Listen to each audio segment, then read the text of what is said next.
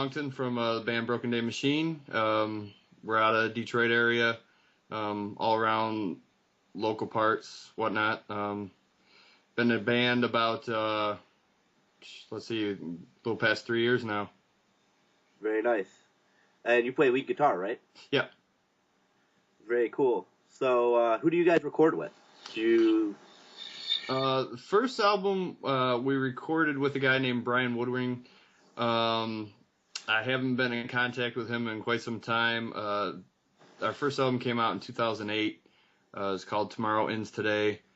And then since then, we've been recording with Kevin Sharp out of Metro 37. All right, and cool.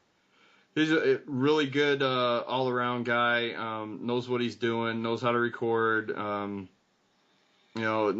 Just a good producer as well. He can give you insight if he knows you're trying to get to a certain point in a song. He can help you reach where you're trying to get and stuff. So, yeah, we did our last album, which was Place Beyond the Sun, that came out in 2009.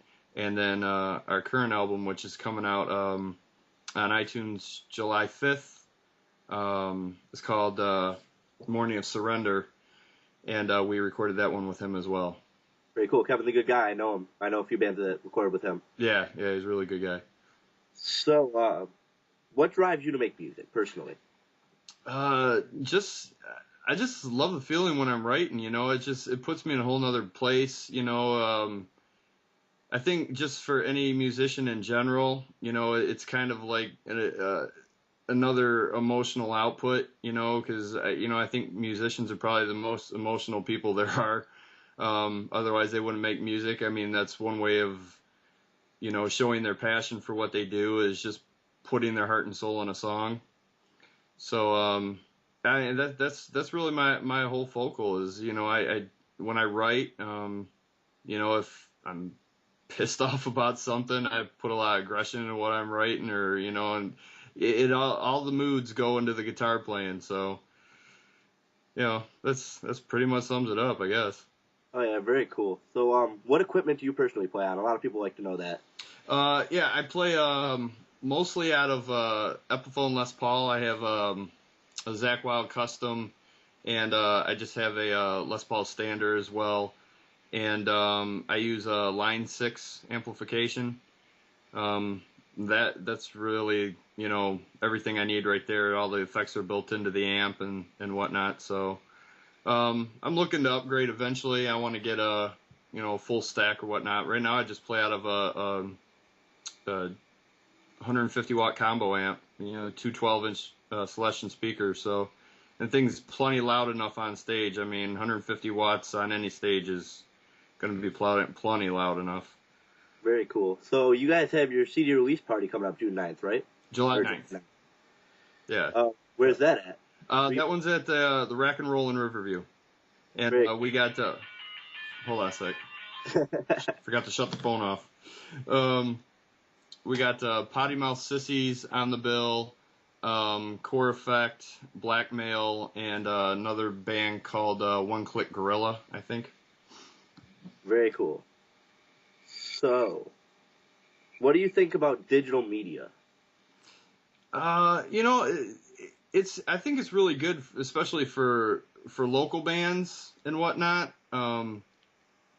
It really helps you.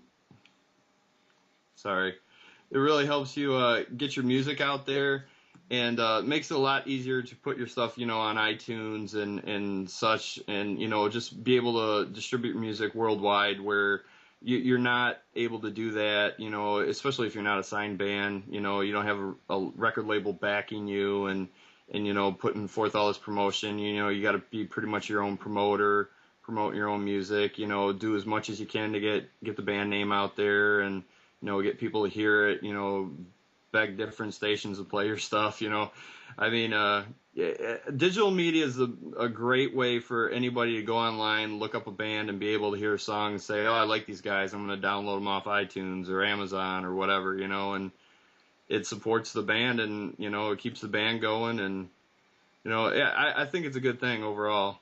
I'm still old school. I still love a personal, I love getting a a CD case with the whole trimmings and everything. But yeah, digital media for a local unsigned band is a good thing.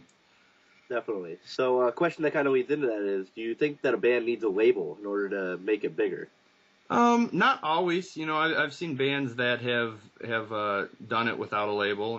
There's a lot of, especially nowadays, there's a lot of independent artists that, have really just made a name for themselves by doing that self-promoting and really, getting themselves out there and such. And, I don't think it's necessary. It would be a great thing to have, but it's not a necessity. For sure. So you guys have been trying to get your song Freak Show played on 89X, right? Yeah. Where can people go to request that? I think the request line is 313-298-7XXX. And you can also go on Facebook to the Homeboy Show site, request it right on their page, or request it right on the 89X page. Anybody can put a request. We are utterly grateful.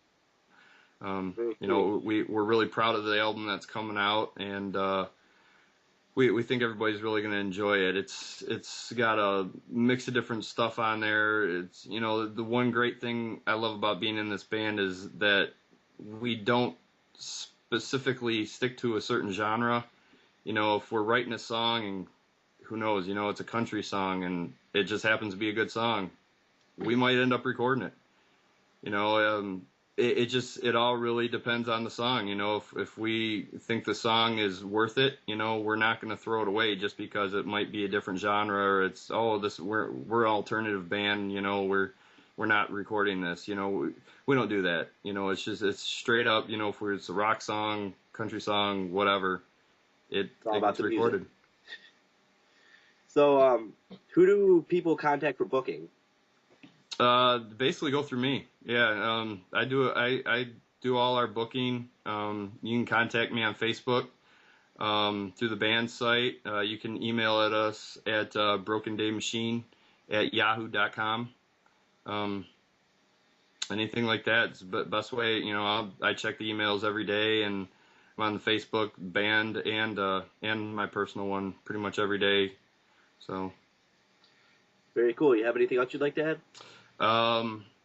We got actually the cool thing about the third CD we're releasing is at our CD release party we're also going to be debuting the first 4 tracks off of our 4th CD, which we've already finished writing, and we're going to be doing all 4 tracks straight in order as they're going to appear on the CD. Very cool. So everybody get a little glimpse into what the future of the band's going to sound like, and especially what we sound like now as a 5-piece, because we just added a keyboard player about a month ago. We've been rehearsing with her for about a month, so we now are a 5-piece band. That's July 9th at the Rack and Roll, right? Yep. You know when doors open? I think doors are about 8 o'clock, because we're going on right at 9. We're playing from 9 to 10. We're doing a full hour set, and then we're going to hang out and party right after. We got all the bands. We wanted to make it like a party. We wanted to get on, play first, let everybody wanted to come see us, be able to come see us early and not have to wait till the end of the night to see us play.